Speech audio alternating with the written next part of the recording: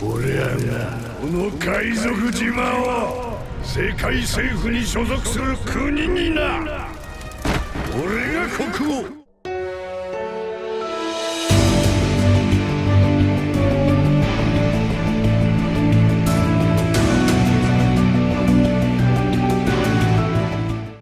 이번 원피스 1126화 다들 어떻게 감상하셨나요? 먼저 이번 화의 첫 시작은 에그헤드를 탈출한 밀짚모자 일당이 연애를 즐기며 엘바프로 이동하는 모습을 보여주었습니다. 나아가 우이모와 카시가 도리와 브루기를 마주하며 거병 해적단이 100년 만에 부활한 이유도 밝혀지게 되었고, 그중 밀짚모자 일당은 녹색 요정이라 불리며 환각을 보이는 술을 마시게 되자 다음날 루피를 비롯한 선원들이 사라지게 되며 예상하지 못한 전개가 펼쳐지게 되었는데요. 이처럼 밀짚모자 일당이 순탄하게 엘바프로 이동하지 못하는 사건이 발발하게 된 가운데, 그 시각 일전 와노쿠니에서 돌아간 사왕 빨간머리 해적단은 자신의 영토에서 깃발을 태운 밀짚모자 대선단 바르톨 로메오와 충돌했고, 결국 로메오 일당은 돌아온 빨간머리 해적단에게 패배하게 되며 루피에게 독약을 건네라는 시험을 받게 되었습니다. 하지만 로메오는 자신의 목숨보다 루피를 존경하고 부하의 술잔을 기울였기 때문에 홍고가 건네준 독약을 단숨에 마시는 모습을 보여주었는데요. 한편 샹크스는 어릴 적 루피가 떠올랐는지 이제는 존경받을 수 있는 해적으로 성장했다는 생각을 갖게 되자 이내 웃음을 짓게 되었습니다.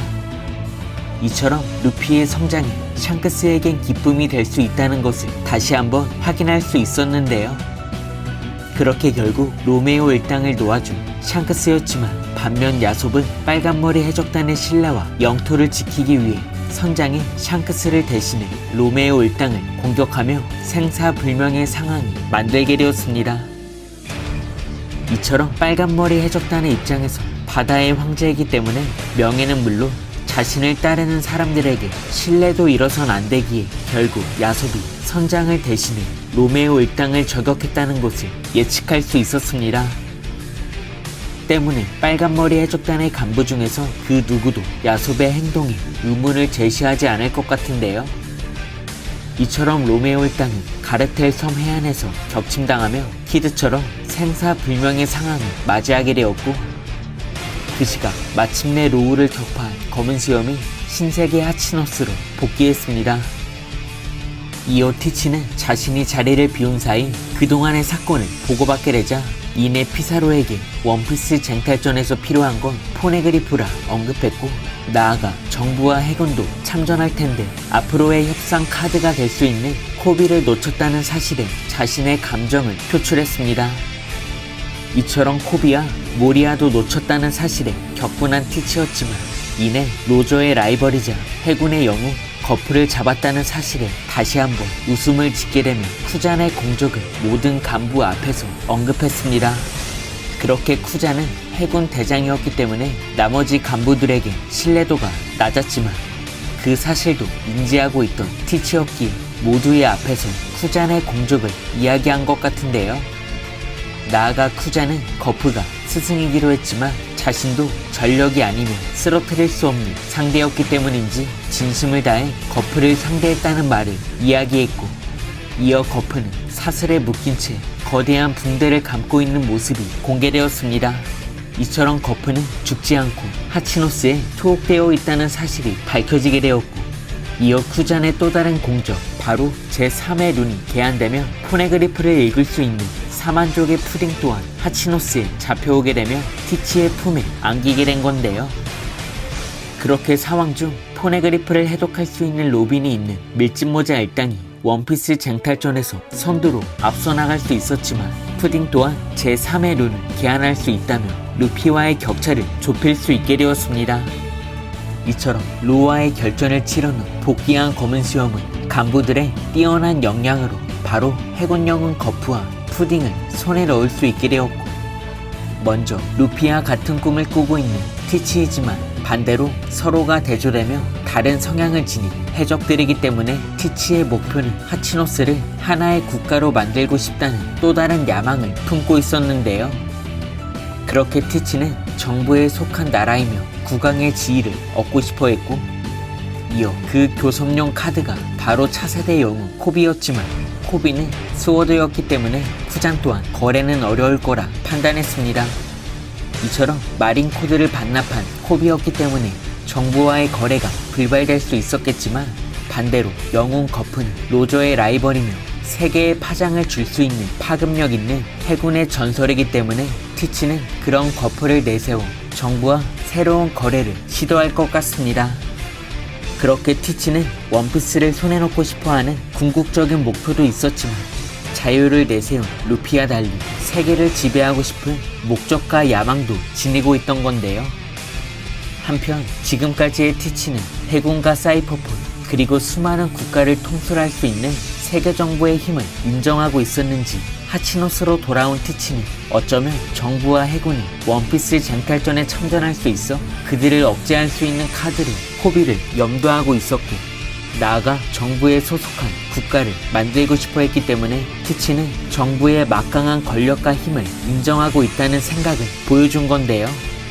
그렇게 자신이 원하던 열매를 먹기 위해 수많은 시간을 버텨냈고, 이어 에이스를 격파하며 칠무회로 입성, 그리고 정상 결전을 이용해 흰수염의 열매를 취할 정도로 티치는 뛰어난 지략과 흔들리지 않는 부동심을 겸비한 해적이기 때문에 분명 정부와의 전투가 자신에게는 큰 이득이 되지 않는다는 것을 알고 있었을 겁니다. 때문에 티치는 정부와 거래할 수 있는 카드로서 이제는 코비가 아닌 거프를 취하게 되었고, 나아가 해군 우미투 본사의 간부 라피트를 몰래 파견해 마리조아의 보급로를 공격하고 있는 혁명군의 동태도 자세히 살피고 있었는데요. 이처럼 일전 바제스를 통해 혁명군의 본거지 바르티고의 위치가 들키자 티치는 바르티고로 출격. 반면 드래곤은 정부와의 싸움을 위해 전력을 보존해야 했는지 결국 바르티고에서 탈출하며 유하프만 왕국으로 철수했습니다. 그렇게 티치는 공석인 칠무의 자리에 입성하기 위해 루피를 쫓아 에이스를 격파했던 것처럼 이번에도 자신의 목적을 이루기 위해 혁명군의 동태를 살피고 있었다는 것을 알 수 있었는데요. 이처럼 티치는 정부에게 공을 인정받기 위해 혁명군을 괴멸시키려는 것인지, 아니면 총사령관 드래곤의 능력을 알고 있기 때문에 드래곤의 능력마저 손에 넣으려고 하는지는 아직 궁극적인 목적이 밝혀지지 않았지만, 현재 혁명군은 정부와의 최종 결전만을 염두하고 있기 때문에 만약 검은 수염 해적단의 공격을 받게 된다면 이번에는 큰 타격을 받을 수밖에 없을 것 같습니다. 그렇게 예상하지 못한 매치업 드래곤과 티치와의 결전도 성사될 수 있는 가운데, 드디어 이번화 고대병기의 비밀을 알고 있는 카리브가 간부들과 함께 하치노스에 당도한 건데요.